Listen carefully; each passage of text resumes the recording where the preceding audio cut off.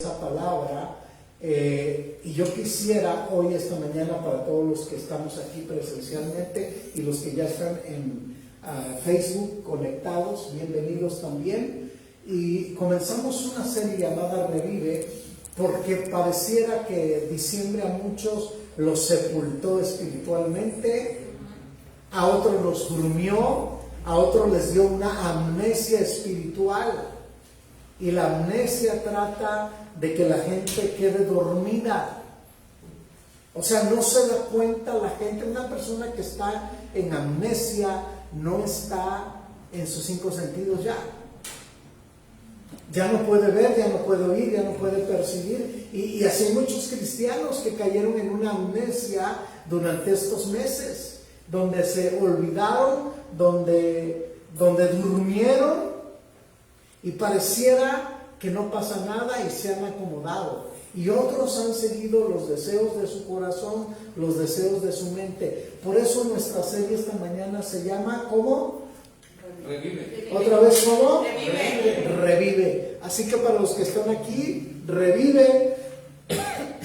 Para los que están conectados, revive también. Y quiero considerar la palabra del Señor. Abra su Biblia en un pasaje que todos conocemos, hemos leído, conocido por todos nosotros, Lucas capítulo 15.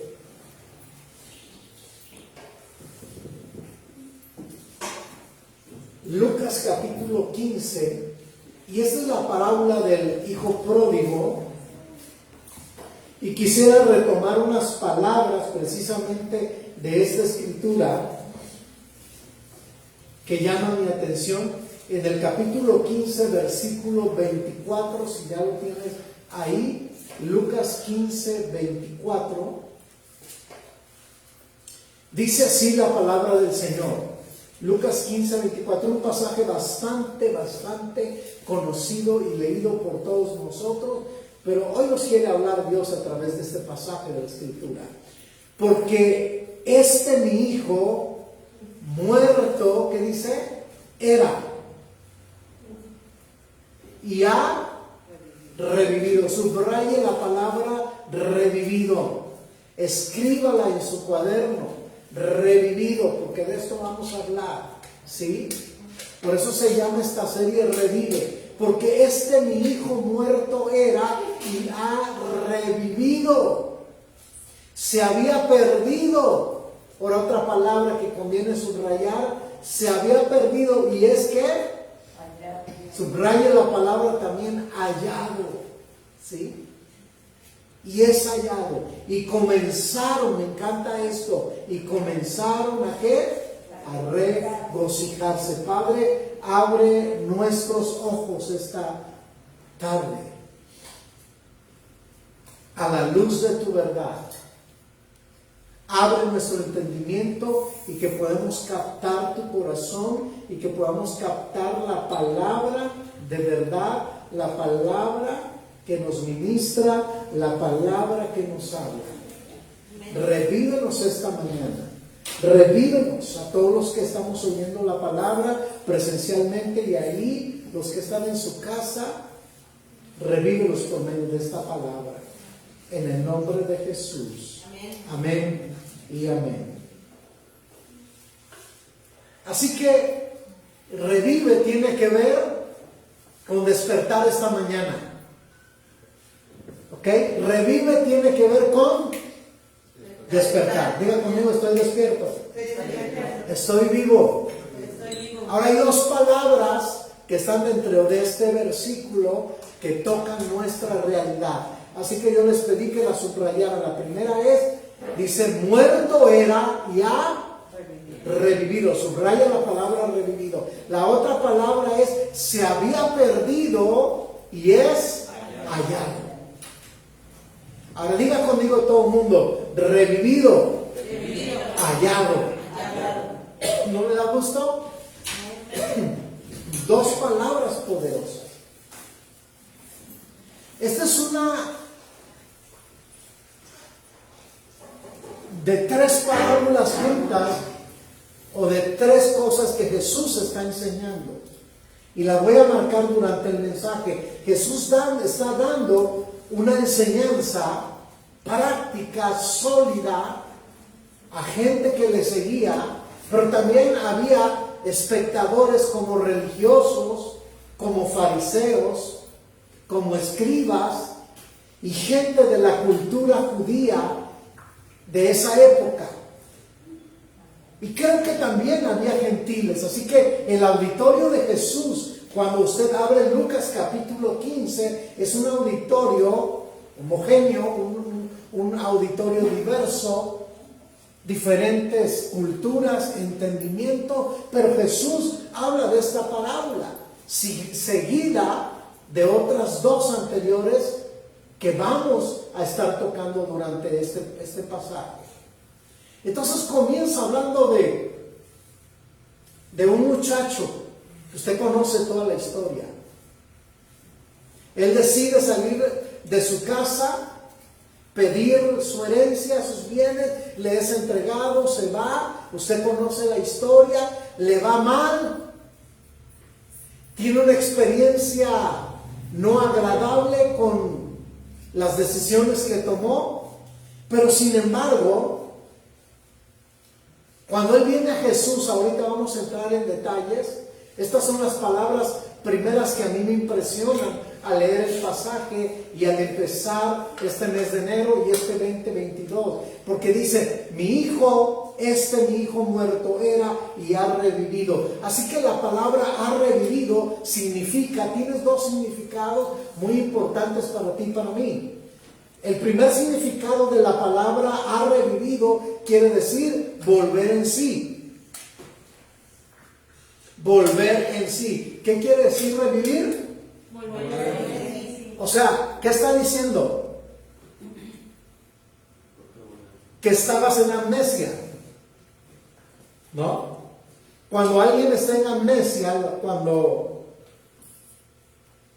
despierta, ¿qué es lo que dice? ¿Ya volvió en sí? Y ese es exactamente cuando tú y yo estamos lejos de Dios, cuando tú y yo estamos apartados del Señor, cuando tú y yo estamos fuera de conectarnos con Dios, estamos en una amnesia. Tú puedes estar esta mañana aquí sentado, pero te vuelvo a repetir, si tú estás muerto por dentro, en tu vida interior, tú estás en amnesia. Y se puede estar predicando un gran sermón, una gran enseñanza, pero tu espíritu está muerto. Y el muchacho lo primero que le ocurre es revivir, que quiere decir volver en sí. Volver en sí. Cuando tú empiezas a hablar incoherencias, ¿qué es lo primero que te dice tu papá o tu mamá o tu tío quien está cerca? ¿Qué dice? Estás loco, ¿no? ¿Y qué le dicen? ¿Qué le dicen a los demás? No le hagas caso, está hablando pura incoherencia. Tiene que volver en sí. ¿Sabes que nuestras pláticas muchas veces, cuando no están en Dios, son pláticas que no edifican? Son pláticas que no construyen nada, son pláticas que están fuera de sí.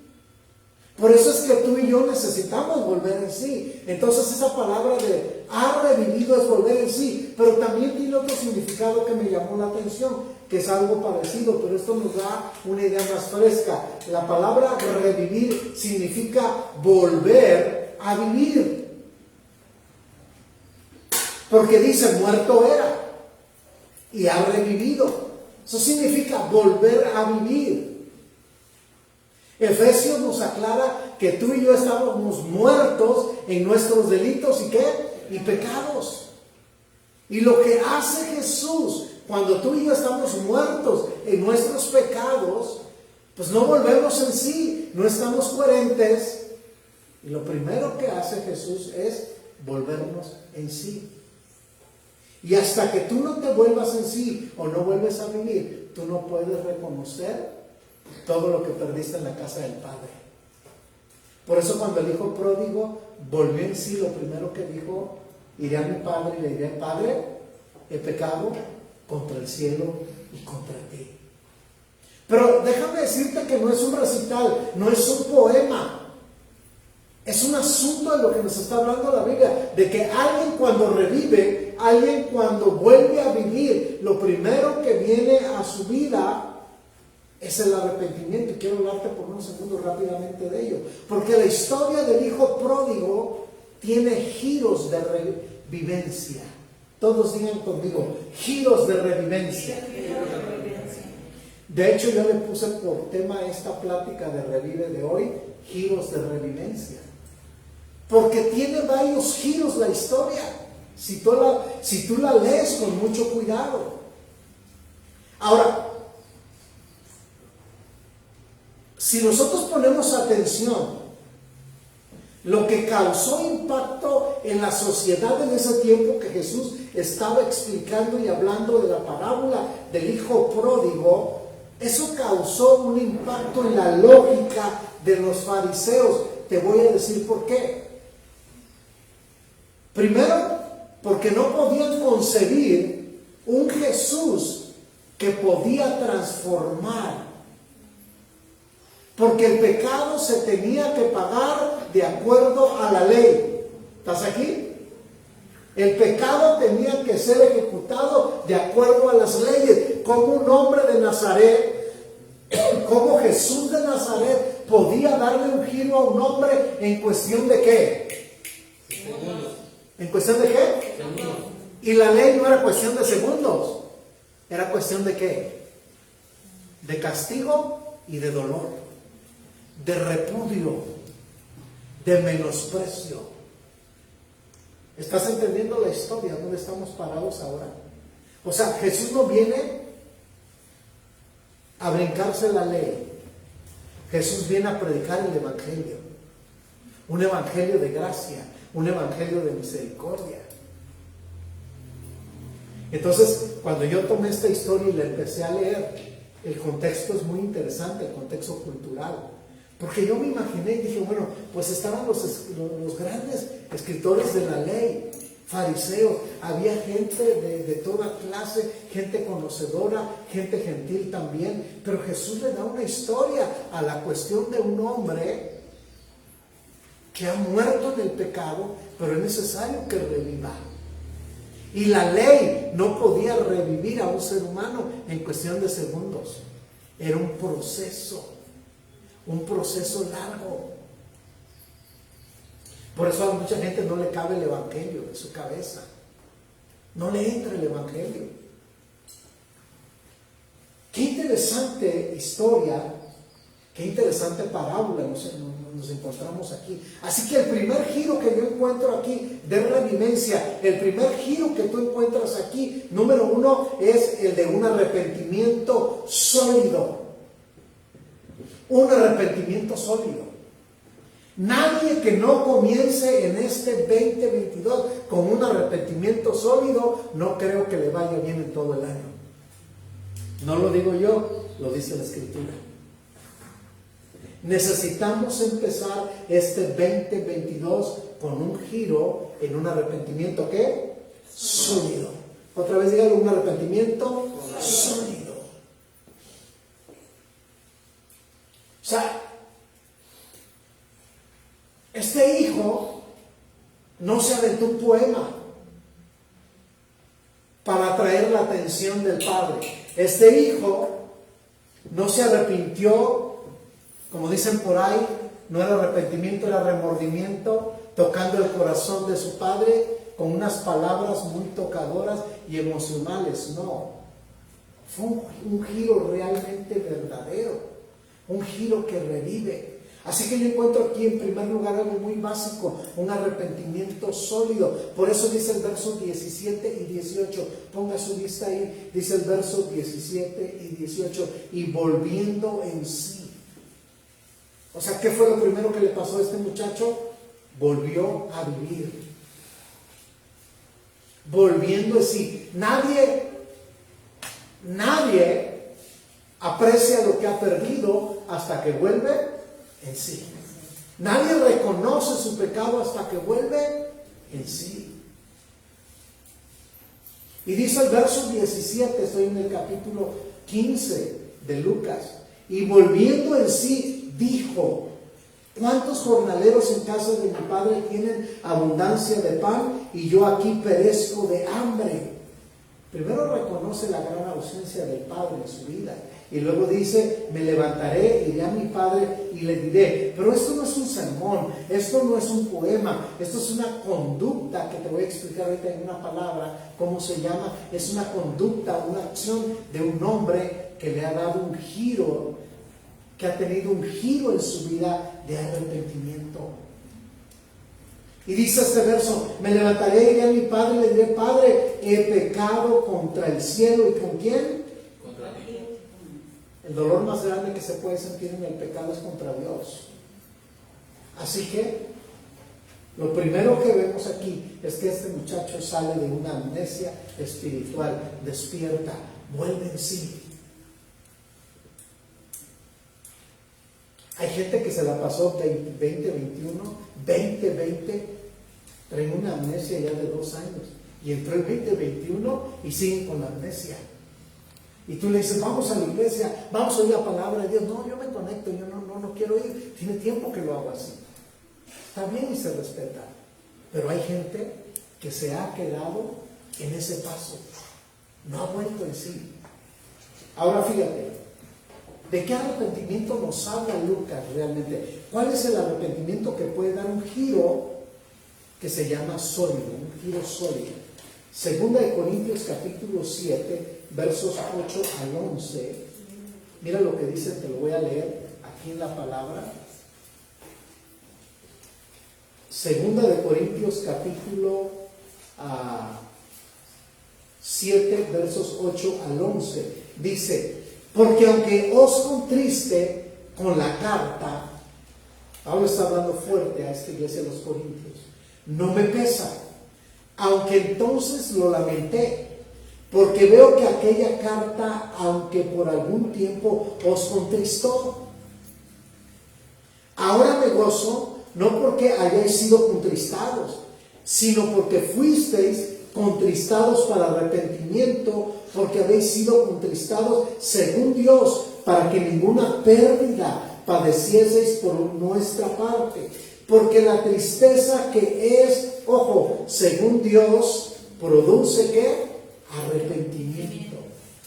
Para salvación, de que no hay que arrepentirse, pero la tristeza del mundo produce muerte. Qué fuerte. Porque he aquí esto mismo, de que hayáis sido contristados según Dios.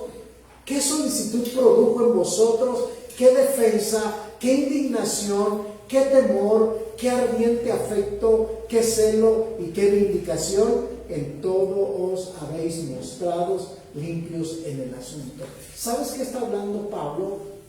Del arrepentimiento sólido. Y simplemente, si tú estás escribiendo, haz una lista. En este verso te voy a nombrar 1, 2, 3, 4, 5, 6 evidencias de un arrepentimiento sólido. Aquí están en este verso. En casa lo puedes volver a leer y meditar en él. Primero, lo que causa un arrepentimiento sólido es tristeza. Pero dice aquí Pablo, la tristeza según Dios. O sea, aquella persona que le falló a Dios, que pecó contra Dios, aquella persona que se siente que abandonó en este tiempo su comunión con Dios, que estuvieron bien padres las fiestas, la comida y todo bien chido, pero su vida espiritual abajo. Y si hay una tristeza que se produce, ¿cómo es que no me di cuenta yo en estos días? Que ni siquiera tomé la Biblia, ni siquiera leí un pasaje de la Escritura, no oré, no me conecté con Dios, y empieza a producir una tristeza. ¿Para qué? Para arrepentimiento. Diga conmigo, tristeza para. Eso es un buen síntoma. Una tristeza para arrepentimiento. No es tristeza emocional, no es tristeza por alguna otra cosa, es una tristeza porque tu corazón, tu espíritu anhela la presencia de Dios. La segunda evidencia que ve aquí, que dice aquí, indignación hacia el pecado. Indignación hacia el pecado.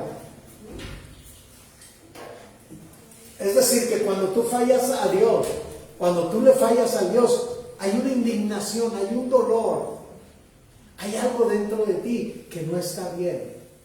Pero eso es un semáforo que te está indicando que es un arrepentimiento sólido, indignación hacia el pecado. ¿Por qué lo hice? Nunca lo debía haber hecho. Eso es indignación. ¿Están aquí?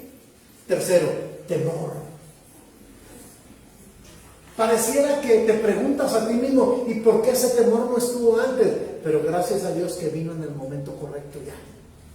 Temor a Dios. Te produce un temor. Te produce un temor. Y este es un buen síntoma del arrepentimiento. Otro más, afecto hacia Dios.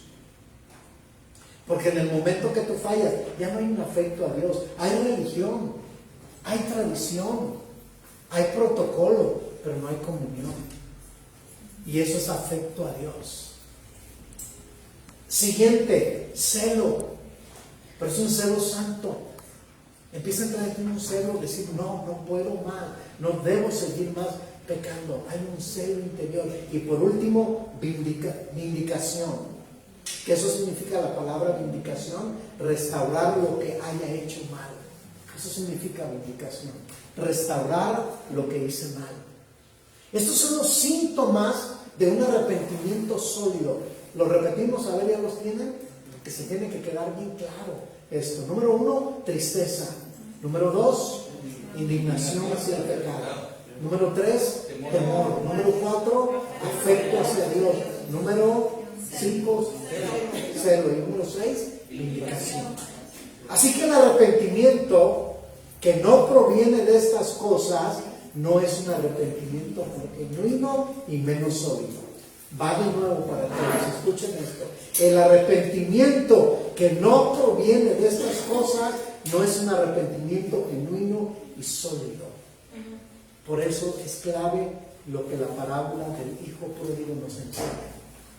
Iré a mi padre y le diré, Padre, he pecado contra el cielo y contra ti, porque todas estas palabras que están ahí tienen que ver lo que Pablo dice en esta carta.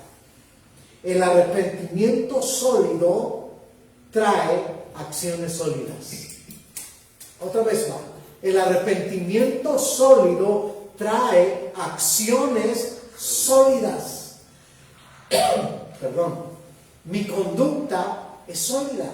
Mis acciones son sólidas porque se ha producido un arrepentimiento ¿qué? Sólido dentro de mí. Ahora, hay algo más en este pasaje. Otro giro que veo que da en esta historia. Versículo 24, ¿están ahí? Lucas 15, 24. Ahora fíjate lo que dice Lucas 15, 24. Mi hijo. Me encanta cómo lo dice este pasaje de la versión 60, Lucas 15, 24. Dice, porque mi hijo, muerto era y ha revivido, se había perdido, ¿y qué? Y es hallado. Y comenzaron ¿a qué? ¿Y comenzaron a qué? A ver, esto te va a entrar como una novedad ahorita. El segundo giro que yo veo que da esta historia es que todo lo perdido tiende a ser hallado por la fe. Número 2. Todo lo perdido tiende a ser hallado por la fe. Dice esta parábola, mi hijo. Pregunta muy buena. ¿Cuántos se consideran hijos de Dios de los que estamos aquí? Levante su mano. Yo soy hijo de Dios. Voltea nada más al de atrás y dile, tú eres hijo de Dios. Te lo recuerdo. Dile, recuérdale al que está al lado, dile, tú eres hijo de Dios.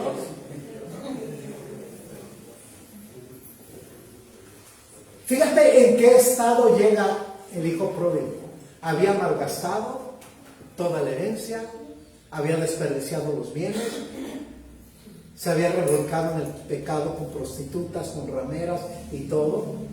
Era para que el padre le dijera, eres un pecador, un hijo del diablo.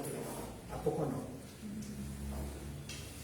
Pero este es el giro que Jesús le da a esta historia. Y dice, mi hijo. Algo que te quiero decir esta mañana es que en mi mente toda la vida está esto. pases lo que pases y vivas lo que vivas, nunca vas a dejar de ser hijo. Nunca. Amén. Por eso a los hijos los atrae. Y la continuidad del pasaje es muy hermosa. Mi hijo. Escucha estas palabras. Sara. Haz de cuenta que tú eres el hijo pródigo y que te está diciendo, mi hijo. ¿Cómo sentirías? Wow. O sea, no hay dedos contra ti en ese momento. No hay sentencia contra ti. Hay una palabra de estima, hay una palabra de valoración. Mi hijo. Wow, mi hijo. Nunca dejas de ser hijo, aunque vivas como pródigo. Eso me llamó la atención. Aunque vivas como pródigo, nunca dejas de ser hijo. Aunque Dios no quiere que vivas como pródigo, por eso te llamo otra vez. Hasta que salgas y seas hallado, volverás a tu lugar de hijo. Dios siempre tiene lugar para ti como hijo. Ahora, me encanta esta parte de la Escritura, porque dice sobre todo esta palabra, mi hijo. Quiero que pongas atención en este verso 24, porque mi hijo muerto era y ha revivido. Se ha vuelto a la vida. Ahora viene otra palabra. ¿Se había qué? Perdido. Léalo otra vez. ¿Se había qué? Perdido. Y además, ¿qué es? Hallado. Si tú lees la palabra en pasajes anteriores, está hablando de 3 parábolas. Está hablando de la oveja perdida, está hablando de la moneda perdida y está hablando del hijo perdido. En el contexto ve lo que Jesús está enseñando. Primero está enseñando, y eso es muy bueno entenderlo en la lectura, acerca de la oveja perdida. Nada más que dice un comentarista que cada uno, tanto la oveja, fíjate, tanto la oveja como la moneda y como el hijo pródigo, cada quien tomó una decisión. Por ejemplo, en la oveja perdida dice, la oveja fue tonta, la oveja fue testaruda, agarró por un lugar, agarró por una ruta que no debería, pero al final fue hallada.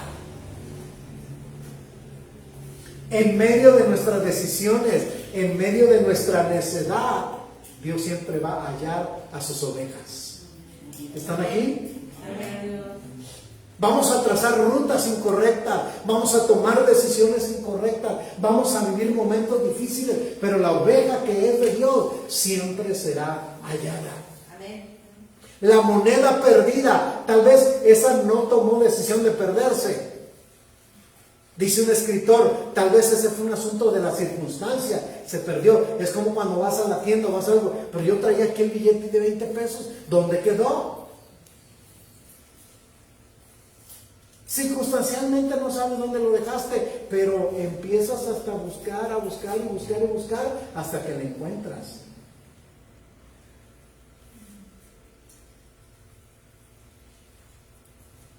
¿Cuánto valor tiene un billete de 20 pesos cuando no tienes nada? ¿Cuánto valor tiene un billete de 20 pesos? Si ese día no tienes nada, te alcanza para un medio kilo de tortillas, 2 blanquillos, ya le hiciste, ¿no? Y te vas a poner a buscarlo hasta encontrarlo. ¿Cuánto valor tiene un hijo de Dios que no lo deja que se pierda hasta encontrarlo? ¿Cuánto valía el hijo pródigo? Me encanta esto. Y quiero tomar esta palabra porque a mí me llevó mucho estudiarla. Y es esta palabra. Era perdida, estaba perdida. Pero me encantó, yo subrayé en mi Biblia esa palabra. Pero fue hallada. O hasta encontrarla, fue hallada. Jeremías capítulo 6, verso 16, dice lo siguiente. Jeremías 6, 16. Mire lo que dice la Biblia. Así dijo Jehová: paraos en los caminos y mirad y preguntad por las sendas antiguas, cuál sea el buen camino, y andad por él, y hallaréis. Ojo, y hallaréis.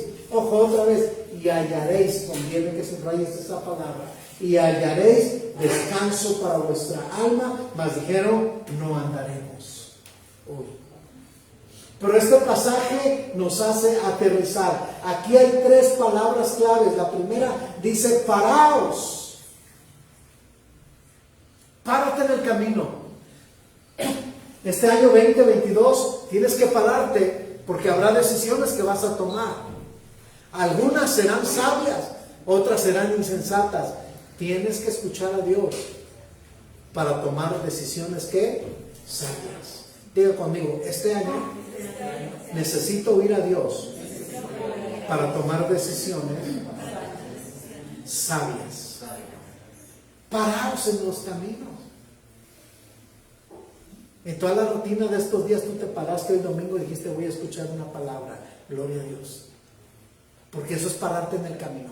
Paraos en el camino. Detente, escucha. Y luego dice, mirad. Son palabras claves. O sea, párate y mira el terreno. Por eso cuando alguien se pierde, yo soy muy malo me pierdo solo cuando ando manejando, ¿no? Hay gente que es bien lista, ¿no? Por aquí, izquierda, derecha, allá dice el letrero esto, y mi esposa es mi brazo derecho en eso. Y a veces nosotros tenemos que pararnos para mirar, ¿a poco no? Te dicen, párate y mira bien. ¿No ha visto que hay diferentes letreros, no? Una vez venía yo de México, venía yo de Chihuahua, y a atravesar todo México y me perdí a la salida, porque decía Veracruz, y hacia allá directo también decía Veracruz, y luego decía Puebla, y me enredé en esos letreros. Y yo agarré y dije, la que sigue derecho, Padre de la gloria, cuando fui a dar, estaba yo frente al Popo, no sé, empecé a subir, no sé dónde andaba. En un cerro, que lo padre es que llevábamos hambre, llegamos con una señora que estaba haciendo tortillas negritas con frijolitos de la olla, salsa y unos quesos, ¿verdad? Y dije, valió la pena perderse. Pero muchas veces, ¿por qué no? Miramos. Tenemos que mirar, tenemos que poner atención. Por eso dice, paraos en los caminos, mirad. Y mirar quiere decir observa, analiza, examina. Repito, mirar significa observa, analiza, examina. Examina cómo está tu corazón, analiza cómo van tus pasos, observa cómo está tu ruta. Pero hay otra palabra más, preguntar. Primero dice paraos, luego dice preguntar, mirar, y la tercera es preguntar. ¿Sabes por qué dice Jeremías preguntar? ¿Te acuerdas que dice Proverbios?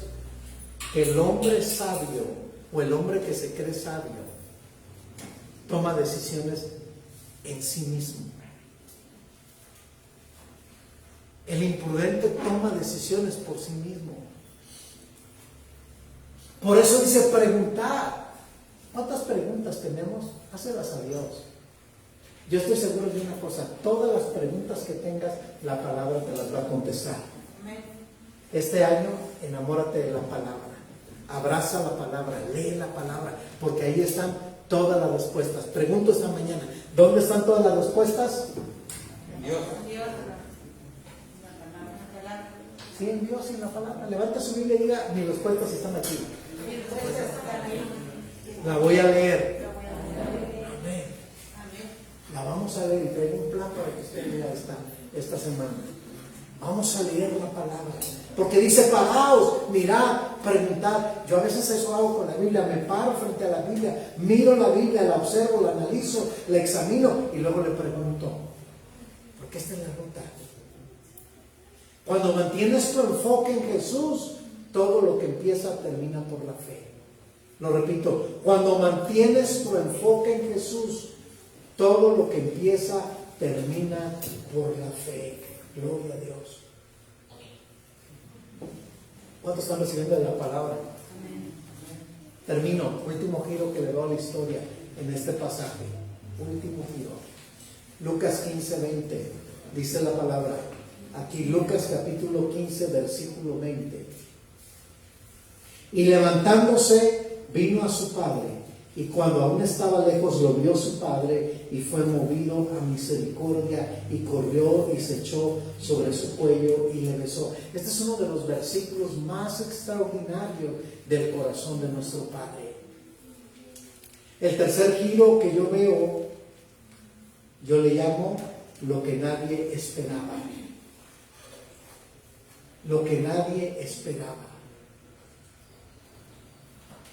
En una cultura de honor, Jesús frente a una audiencia castigadora de leyes, Jesús frente a una audiencia que señalaba el pecado, Jesús frente a una audiencia que menospreciaba el pecador, Jesús frente a una audiencia que se creía tan religiosa y tan santa, da un giro inesperado a esta historia.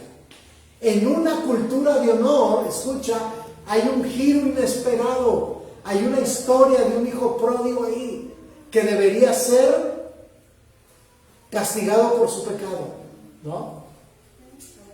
En una cultura de honor donde dije la afrenta era dura, donde se pagaban caras las consecuencias del pecado. Eso lo puede encontrar, no lo voy a leer, pero anótelo en Deuteronomio 21, 18 al 21. Ahí te habla de cómo se pagaban las consecuencias del pecado. Y eso es lo que esperaba todo el auditorio que estaba frente a Jesús. Pero la historia da un giro. La historia da un giro. La historia ya no apunta hacia la ley. La historia en ese momento apunta hacia el Evangelio de Jesús. Por gracia sois salvos. Y esto no es de vosotros, es un don de Dios. ¿Cuántos dan gracias a Dios por ello?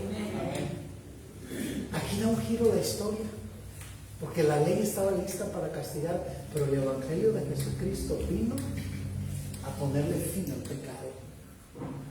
Y entonces, por eso te dije que este es uno de los versículos más interesantes del corazón del Padre. Y dice en este verso que estoy, para terminar en el verso 20, dice la Escritura: y levantándose, vino a su padre, y cuando aún estaba lejos, diga conmigo, lo vio su padre. Otra vez dígalo. Lo vio su padre. ¿Qué piensa usted cuando dice la Biblia, lo vio su padre? O sea, su casa era muy grande, tenía muchos siervos, tenía muchas cosas que hacer. ¿Qué es lo que hacía Jesús tras esa ventana? Vamos a ponerlo así. ¿Qué es lo que siempre miraba? ¿Qué es lo que siempre esperaba? La llegada del Hijo. Porque una oveja es hallada, porque una moneda es hallada y porque un hijo es hallado. ¿Qué quiero decirte con esto? Que Jesús nunca quita la mirada de nosotros. Nos podemos sentir sucios, nos podemos sentir mal, pero quiero decirte que Dios nunca quita la mirada de ti y de mí. Ahí está su mirada. Por eso dice este pasaje, chécate este verso: lo vio su padre. Si a ti te encanta anotar, hacer notas, pon la mirada de Dios siempre está sobre mí. Anótalo eso, la mirada de Dios siempre está sobre mí, para que no le andes diciendo a Dios, creo que estoy solo, me has abandonado, creo que me estoy hundiendo en mis sentimientos. La mirada de Dios nunca te abandona. Bueno, hay gente tan religiosa que se compra una imagen y la pone frente a su cama para sentir que Dios lo está mirando, pero eso no es. Lo vio su padre. ¿Y qué más sucedió en ese verso? Además dice en segundo lugar, y fue movido a misericordia. ¡Wow! Ya no está la ley ahí, está la gracia, está el amor, está la misericordia. Fue movido a misericordia. Quiere decir que el corazón de Jesús nunca cambia, siempre es para ti, siempre está ahí. Fue movido a misericordia. Y me impresiona cómo termina este pasaje. A ver, ponga su vista en el pasaje, porque es lo que me llama la atención para cerrar este último momento. En el 20 dice: Y cuando aún estaba lejos lo vio su padre y fue movido a misericordia. ¿Y qué más hizo? Y corrió. Subraya esa palabra. ¿Quién corrió? ¿El hijo o el padre? Jesús. El padre. Yo tengo una pregunta que hacerte. ¿Por qué no esperó que llegara él? ¿Por qué no esperó que llegara él? ¿Por qué corrió el padre hacia él? Por su gran amor. Nunca se puede medir tu amor con el amor de Dios. Él tiene prisa. Diga conmigo, Él tiene prisa en conquistarme. A ver, dígalo otra vez. Él tiene prisa. ¿En qué? A lo mejor, ¿sabes qué es lo más triste? Que la gente no tiene prisa. La gente está sumergida en su comodidad, en su pecado, en su rollo, no tiene prisa, pero Él tiene prisa. Él te está viendo de lejos y está esperando que tengas una reacción. Cuando tú te levantes y vuelvas en sí, Él va a correr al encuentro contigo. Qué bueno que esta mañana tuviste prisa para venir. Te felicito, porque Él ya te estaba esperando. Porque este era un momento clave para tu vida. Qué impactante es esto. Dice que se echó sobre su cuello. Yo me imagino que este cuate venía bien mugroso, apestoso, de tantos días, ¿sí? Y el echarse a su cuello, ¿sabes qué quiere decir? Que de la basura, del mugreo, nos abraza y nos redime y nos limpia. No importa tanto cómo somos, cómo estamos. Y además, no solo se echa sobre su cuello, sobre su cuello, dice, lo besó. Lo besó. Qué interesante, ¿no? Lo besó. Qué importante es el tacto. Así que, amados, creo que esta mañana este es el principio. Revive. Pero no se va a quedar en una sola prédica. Vamos a orar y vamos a hablar con Dios. Tenemos que hacer una dinámica para mantenernos vivos espiritualmente, para mantenernos no activos, sino vivos. Porque la actividad es una cosa y la vida acá dentro de Jesús es otra, muy diferente. ¿Quieres orar conmigo? Amén. Señor, gracias esta mañana por tu palabra. No somos dignos ni merecedores de nada de lo que acabamos de escuchar, pero es por tu gracia y por tu gran amor. Tú eres el único que tienes el poder y la capacidad de darle giros a nuestra vida. Hoy venimos en un arrepentimiento sólido para comenzar este 2022, poniendo nuestra vida delante de ti, nuestros deseos, nuestros anhelos, nuestro corazón. Sé que tú le puedes dar un giro a nuestras vidas para enamorarnos de ti. Sé que la gente, toda la gente, aquello que no espera es exactamente lo que tú esperas, porque tú eres un Dios sobrenatural. Aquello que la gente no espera de alguien, aquella gente que no espera de alguna persona algo, tú lo esperas porque tu poder es grande para reedificar, para revivir, para transformar. Gloria a tu nombre por esta palabra. Revive nuestro espíritu esta mañana. Revive nuestro ser. Revívenos. Ahí donde estás en tu casa, ahí donde estás oyendo la palabra, revive. Que Dios traiga un giros de transformación en tu vida. En el nombre de Jesús. Porque perdidos estábamos y somos hallados. Gracias por volvernos a la vida, por darnos ese aliento de respiración. Hoy sé que hay gente que necesita oxígeno y tú le darás oxígeno, pero hay gente que necesita oxígeno espiritual. Se está muriendo en sus pecados, se está muriendo, Señor, en sus pasiones, se está hundiendo en su vida. Sopla vida del Espíritu y trae giros sobre ellos. Así como una oveja hallada, así como una moneda hallada, así como un hijo hallado, esta mañana tu pueblo es hallado. Tu pueblo es hallado, Señor. Gracias por esta hermosa palabra. La recibimos en el nombre de Jesús. En el nombre de Jesús. Amén y amén. Wow, ¿cuánto reciben la palabra? Amén. Amén. La recibimos con todo nuestro corazón. Le damos un aplauso al Señor por esta palabra de bendición. Y bueno, mientras vamos a orar por nuestras ofrendas, diezmos, cooperación que damos para este lugar, despedimos a todos nuestros amigos de Facebook. Que Dios les bendiga. Nos vemos en la próxima transmisión. Y bueno, vamos a orar por nuestros donativos.